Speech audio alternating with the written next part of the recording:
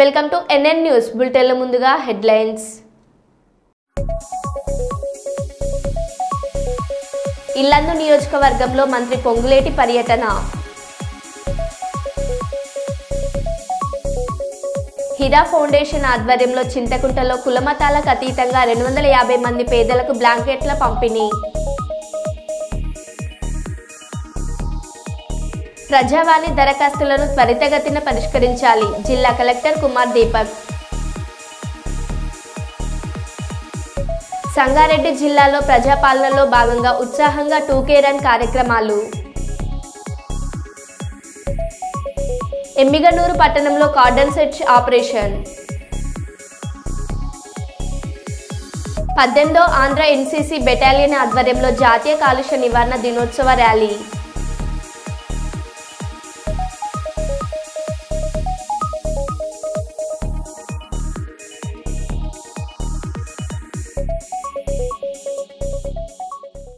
ఇక వివరాల్లోకి వెళ్తే,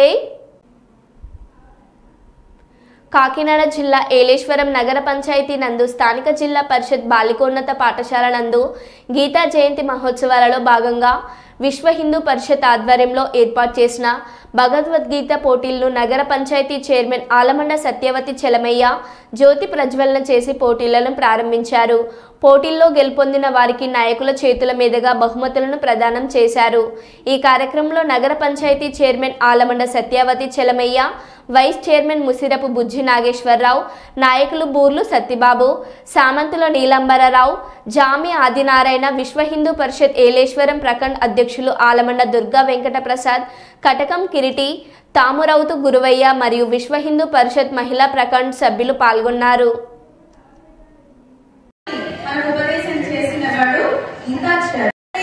ప్రమాణం చేయిస్తారు. స్వధర్మ జ్ఞాన వైరాగ్య సాధ్య భక్తైక గోచరః నారాయణ పరబ్రహ్మ గీతాశాస్త్రే సమీరితః. 18 అధ్యాయాల సారాన్ని మన గురువులు చిన్ని శ్లోకంలో అనుగ్రహించారు. ఎవరు ఉపదేశం చేశారు భగవద్గీతని? నారాయణుడైన శ్రీకృష్ణుడే అర్జునుడిని నెపంగా పెట్టుకుని లోకానికి భగవద్గీతను ఉపదేశం చేశాడు.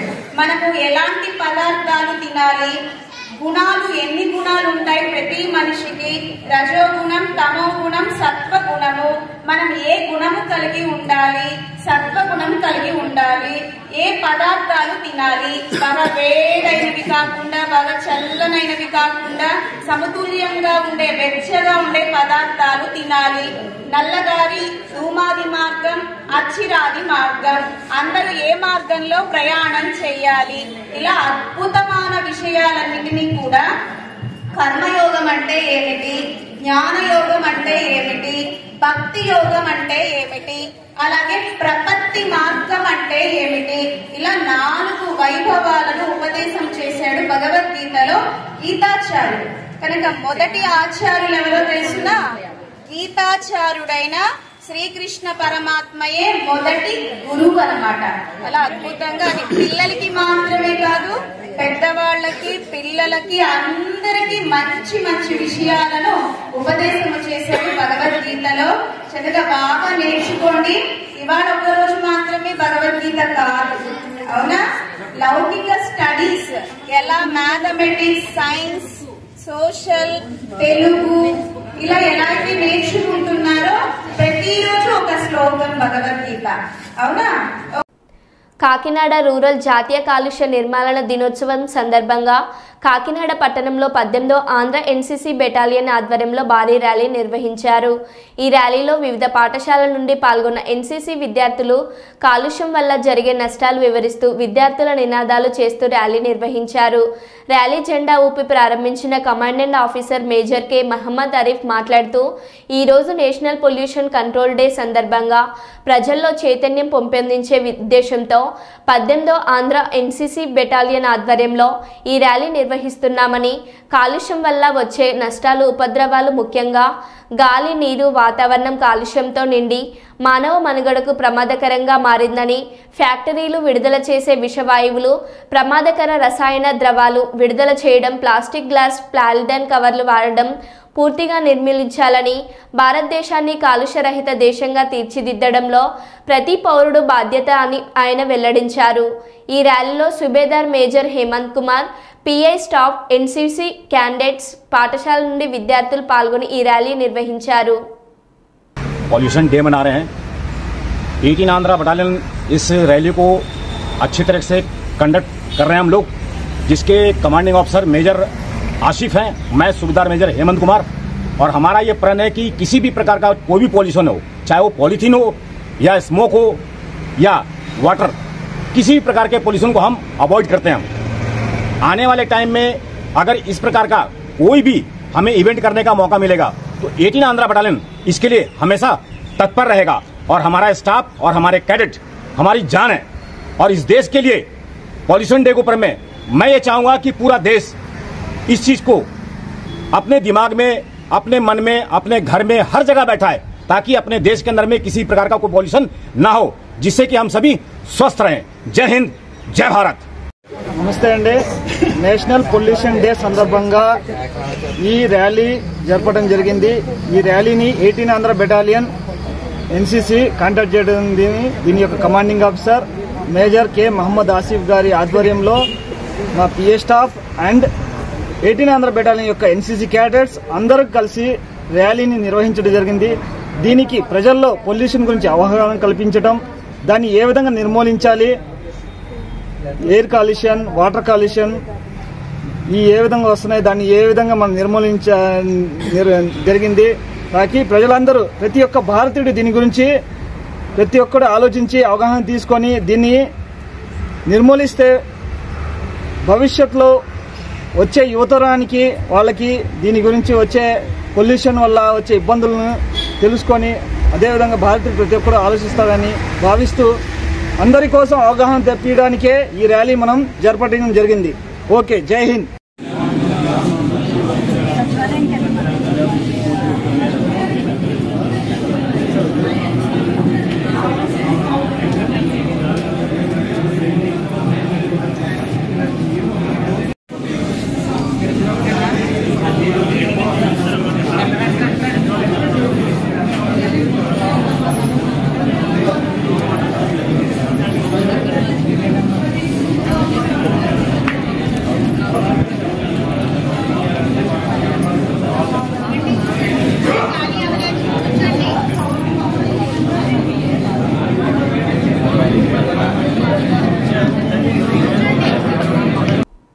నువ్వు నాకు నచ్చావు అన్నాడు, నువ్వు లేక నేను లేదన్నాడు, ప్రేమించుకుందాంరా అన్నాడు, పెళ్లి చేసుకోమంటే ముఖం చాటేశాడు ఓ ప్రియుడు.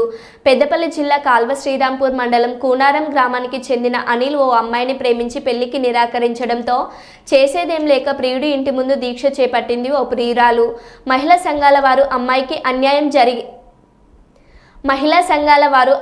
న్యాయం జరిగే వరకు దీక్ష విరమించేది లేదని అన్నారు.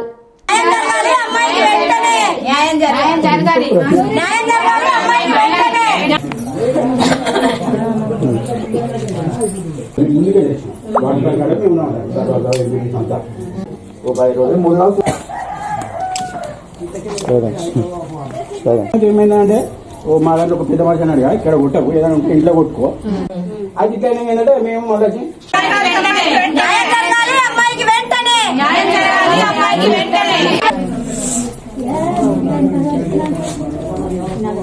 ఇక్కడ కొట్టుకోవాలి కదా అన్నాడు.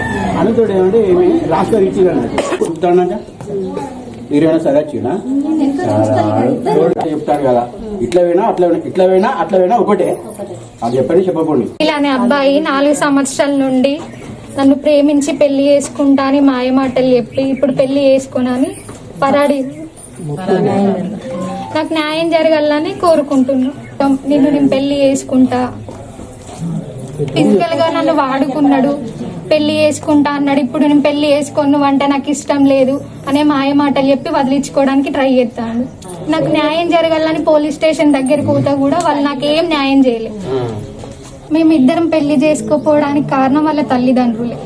ప్రేమ పేరుతోని మోసం చేసినటువంటి అబ్బాయి పరారిలో ఉన్నాడు. మరి అమ్మాయిని మోసం చేసింది కాబట్టి ఒకే కులానికి చెందినా కూడా అమ్మాయిని 4 సంవత్సరాల ప్రేమ పేరుతోని మోసం చేసి పరారిలో ఉన్నటువంటి అబ్బాయి ఖచ్చితంగా ఈ ప్రభుత్వం కావచ్చు, మరి పోలీసు డిపార్ట్మెంట్ కావచ్చు, అందరూ కట్టుకలిసి అబ్బాయి ఎక్కడున్నా కూడా తీసుకొచ్చి అమ్మాయికి పెళ్లి చేయాలని చెప్పేసి ఈ రోజు కుల సంఘాలు అన్ని మద్దతు తెలుపుతున్నాయి. అమ్మాయికి ఖచ్చితంగా న్యాయం జరగాలి. ఇలాంటి ఇంకోసారి జరగద్దు.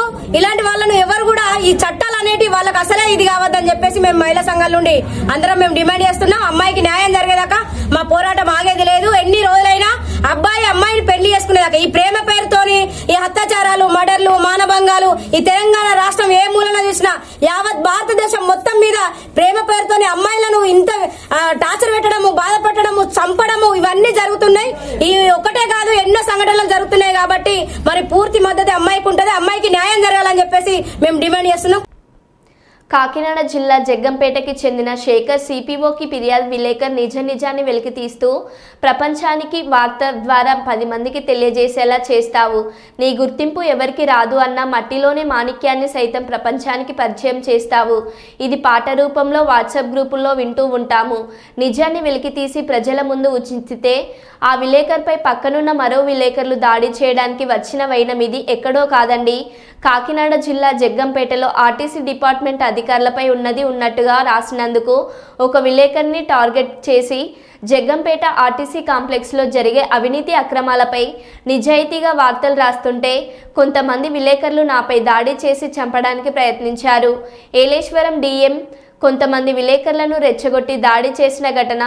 దాడి చేసిన ఏలేశ్వరం డిఎం విలేకరుల మీద సుప్రీంకోర్టు గైడెన్స్ ప్రకారం చర్య తీసుకోవాలని జగ్గంపేట స్థానిక నిజాం నీడలో న్యూస్ ఛానల్ ఉదయం పేపర్ జిల్లా రిపోర్టర్ ఎండి శేఖర్ సిపిఓకి ఫిర్యాదు చేసినట్టుగా తెలిపారు.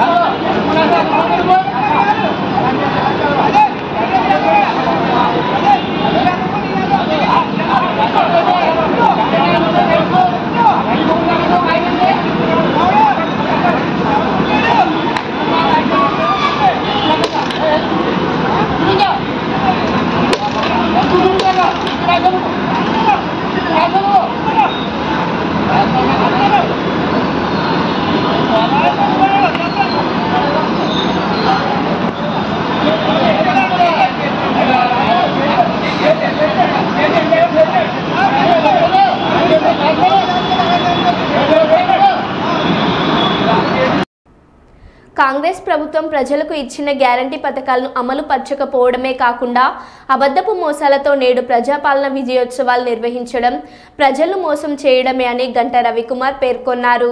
వరంగల్ నగరం రత్న హోటల్లో ఏర్పాటు చేసిన విలేకరుల సమావేశానికి బీజేపీ నాయకులు రాష్ట్ర ఎస్సీ మోర్చా అధ్యక్షులు కొండేటి శ్రీధర్, ఆరూరు రమేష్, ఎర్రబెల్లి ప్రదీప్ రావు, కుస్మ సతీష్, పుల్లారావు గోగుల రమణారెడ్డి, రత్నం సతీష్, ఎరుకల రఘునారారెడ్డి, బాకం హరిశంకర్ తదితరులు పాల్గొన్నారు.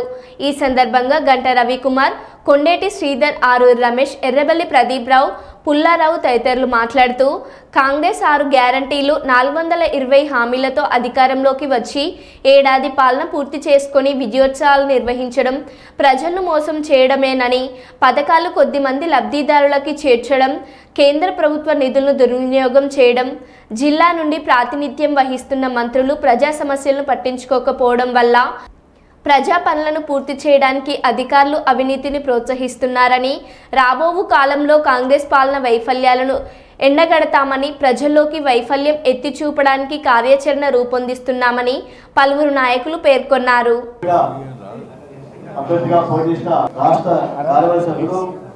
వరంగల్ తూర్పు నుంచి పోటీసిన అభ్యర్థి పెద్దలు ఎర్రబెల్లి ప్రదీప్ రావు గారికి స్వాగతం తెలియజేస్తున్నారు. వైఫల్యాలు ఇచ్చిన హామీలపై ఈరోజు చార్జ్షీట్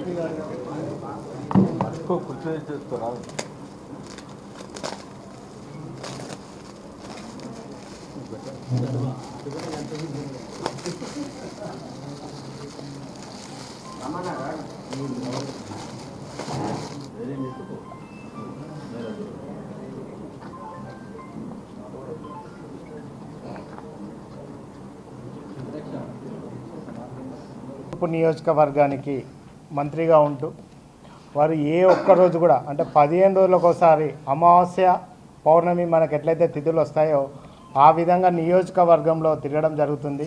ప్రజలకు అందుబాటులో ఉండట్లేదు. అది ముఖ్య సమస్య వరంగల్ జిల్లా నుంచి.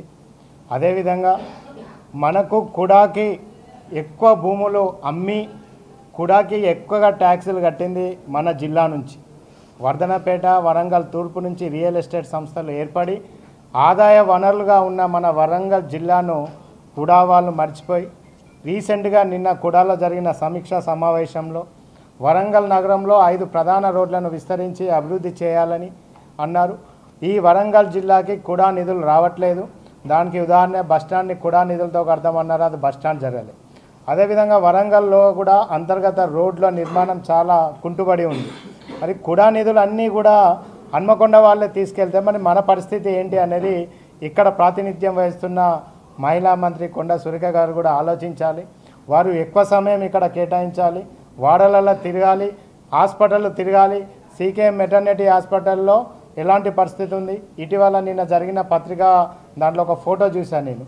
ఒక్క సిలిండరు 3 పసిపాపలకు పెట్టి మనం ఎంజిఎంలో తీసుకుపోయే పరిస్థితి ఏర్పడ్డది. ఎంజిఎంలో సరైన వసతులు లేవు, ఇన్ఫ్రాస్ట్రక్చర్ లేదు, డాక్టర్స్ లేరు, టెక్నీషియన్స్ లేరు. కాబట్టి వరంగల్ జిల్లాను ఆదాయ వనరులుగా భావించి ఈరోజు మరి ఇదే వరంగల్ని మరిచిపోయి అక్కడ ఉన్న హన్మకొండకు సంబంధించిన అభివృద్ధి ఎక్కువ జరుగుతుంది. కాబట్టి స్థానికంగా ఉన్న కొండ సురేఖ గారికి వరంగల్ జిల్లా భారతీయ జనతా పార్టీ నుంచి మేము కోరుకుంటున్నాం, ఈ 3 నియోజకవర్గాల అభివృద్ధి కోసం వాళ్ళు సమయం కేటాయించి రానున్న 4 సంవత్సరాల్లో అభివృద్ధిలో ముందుండాలి. అదేవిధంగా కేంద్రము రైల్వే కోచ్ని ఇవ్వడం జరిగింది. వాళ్ళు అక్కడికి వెళ్ళి సీట్లు పంచుకొని ఇక్కడ ఎంపీ తీసుకొచ్చారు అదే అంటున్నారు. అది కాదు, జిల్లా నాయకులు అదేవిధంగా రాష్ట్ర అధ్యక్షులు కిషన్ రెడ్డి గారు, కేంద్ర హోంమంత్రి సహాయ మంత్రి వర్యులు బండి సంజయ్ గారి యొక్క ప్రత్యేక శ్రద్ధతోని ఈరోజు రైల్వే కోచ్ ఫ్యాక్టరీ రావడం జరిగింది, డివిజన్ అయింది. కాబట్టి ఇది ప్రజలు గ్రహించిండ్రు. ఏదో కాంగ్రెస్ వాళ్ళు స్వీట్లు పంచుకొని ప్రెస్ మీట్లు పెట్టుకుంటే అంత మాత్రాన ప్రజలు విశ్వసించే పరిస్థితిలో లేరు. కాబట్టి దీని విషయంలో ఎస్పెషల్లీగా ప్రజలు ఆలోచిస్తున్నారు. అదేవిధంగా స్థానిక మంత్రివర్యులు స్కిల్ డెవలప్మెంట్ కోసం 200 కోట్లతో ఇక్కడ ప్రత్యేకమైన రాష్ట్ర ఖజానా నుంచి తీసుకొచ్చి స్కిల్ డెవలప్మెంట్ సెంటర్కి ట్రైనింగ్ సెంటర్ పెట్టి యువతకు ఉపాధి ఆలోచిస్తామన్నారు. అది కూడా అటుకెక్కిపోయింది. కాబట్టి స్థానిక ఎమ్మెల్యేలు ఎవరైతే గెలిచారో వాళ్లకు ప్రజలకు అందుబాటులో ఉండి, కొండ సురేఖ మంత్రివర్యులు కూడా ప్రజలకు అందుబాటులో ఉండి సామాన్య ప్రజలు కూడా వారి సమస్యలు చెప్పుకునే విధంగా ఉండాలి. అక్కడ ఒక కోటరీ ఉంది, వారు వస్తే ఒక 500 మంది ఉంటారు, ఎప్పుడు ఉండే వాళ్ళే ఉంటారు. మరి సామాన్య ప్రజలు కలవడానికి చాలా కష్టకాలం ఉంది. అదేవిధంగా శాంతి భద్రతలు, ఈరోజు పోలీస్ వ్యవస్థ జర్నలిస్టులపై దాడులు కేసులు బాధాకరం. ప్రింట్ ఎలక్ట్రానిక్ మీడియాల్లో పనిచేస్తున్న జర్నలిస్టులపై దాడులు కేసులు బాధాకరమని సీనియర్ జర్నలిస్టులు సురేష్ రామస్వామి, మధుసూదన్ రెడ్డిలు చెప్పారు. ఈరోజు కర్నూలు జిల్లా ఎస్పీ నిర్వహించిన స్పందన కార్యక్రమంలో వినతి పత్రం అందజేశారు. అనంతరం బయటికి వచ్చి మీడియాతో మాట్లాడారు. ఈ సందర్భంగా జర్నలిస్టులు సురేష్ రామస్వామి, మధుసూదన్ రెడ్డిలు మాట్లాడుతూ ప్రభుత్వాలు మారుతున్న జర్నలిస్టులపై దాడులు కేసులు ఆగడం లేదని, రాష్ట్ర ప్రభుత్వం తక్షణమే జర్నలిస్టుల రక్షణ చట్టం తీసుకురావాలని, భవిష్యత్తులో జర్నలిస్టులపై దాడులు జరగకుండా కఠిన చర్యలు తీసుకోవాలని ప్రభుత్వాన్ని కోరారు. ఈ కార్యక్రమంలో సూర్య, రమేష్, చాంద్ బాషా, నరసింహ తదితరులు పాల్గొన్నారు.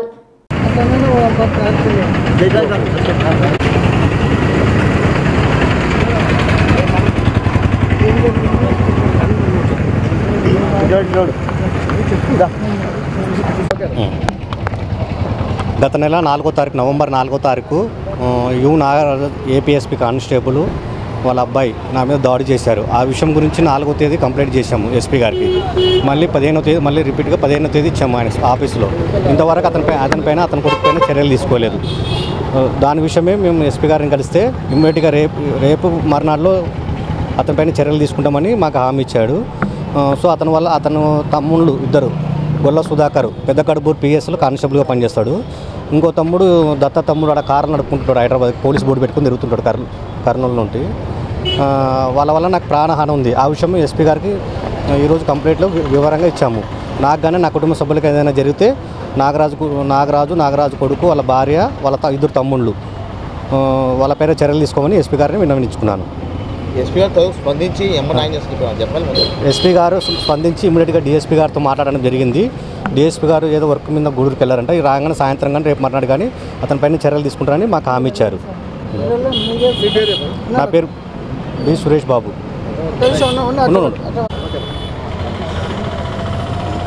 మన జర్నలిస్టులకు రక్షణ లేదనేది ఈరోజు సురేష్ గారి పైన జరిగిన దాడిని చూసే అర్థమవుతుంది.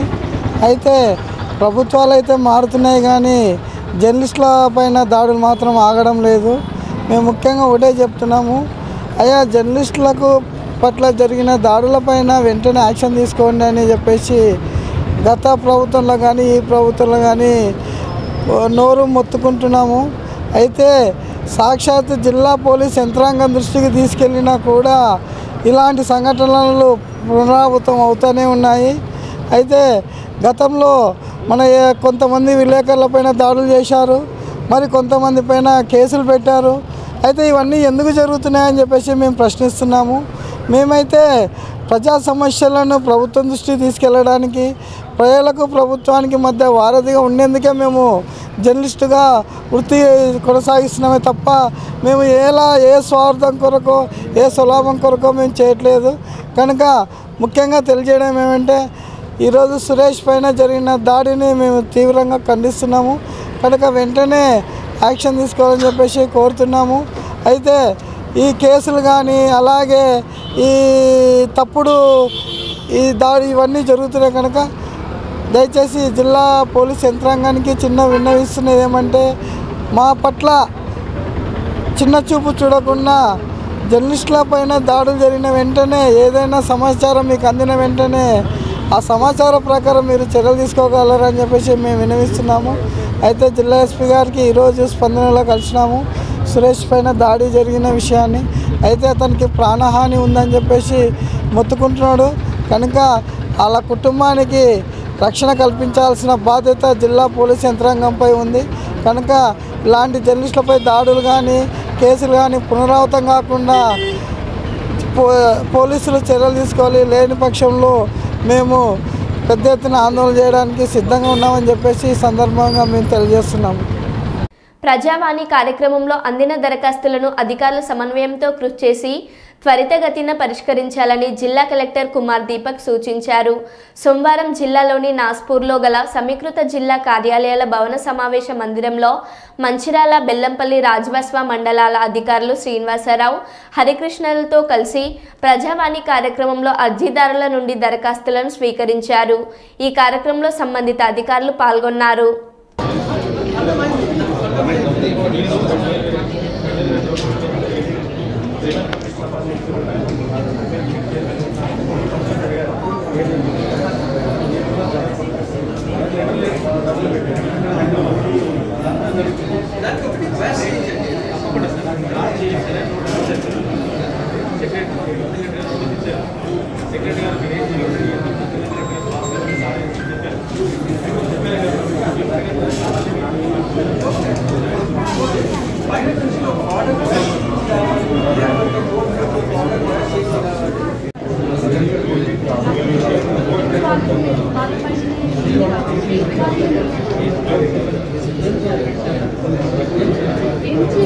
ఏం చేయాలి చెప్పండి, చట్టపరంగా ఏం చేయాలి?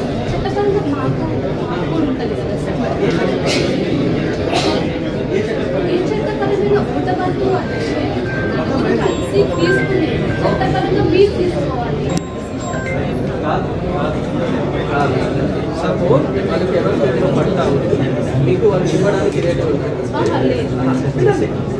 ఇవ్వడానికి రెడీ, నేను పట్టా చేయగలను, ఇవ్వడానికి రెడీగా లేదు, ఇవ్వడానికి రెడీగా లేదు, సివిల్ కోర్టు నుంచి మీ మాట తీసుకురావాలి, దానికి నేను ఫాలో చేస్తాను.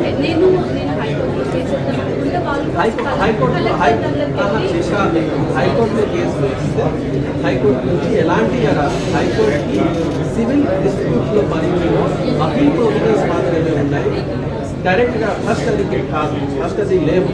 మీరు ఏం పిటిషన్ పెడతారు? ఈ పిటిషన్ నాకు పరిష్కారం కాలేదు, కలెక్టర్ నుంచి ఈ పిటిషన్ పరిష్కారం కాలేదు, వాళ్ళు చెప్తారు 2 monthsలో 3 monthsలో 1 monthలో కానీ దాని నుంచి పరిష్కారం కాదు. మీకు కావాలంటే మీరు సివిల్ కోర్టులో పార్టీషన్స్ మీ ఫేవర్లో ఎంత రూల్ వస్తుంది పర్చేజ్ చేయిస్తారు. వాళ్ళు రాసి ఇస్తే మీరు డైరెక్ట్గా చేయాలి, వాళ్ళు రాసి సివిల్ కోర్టులో పార్టీషన్స్ ఉంటాయి. హైకోర్టులో డబ్బు మాత్రం ఏమీ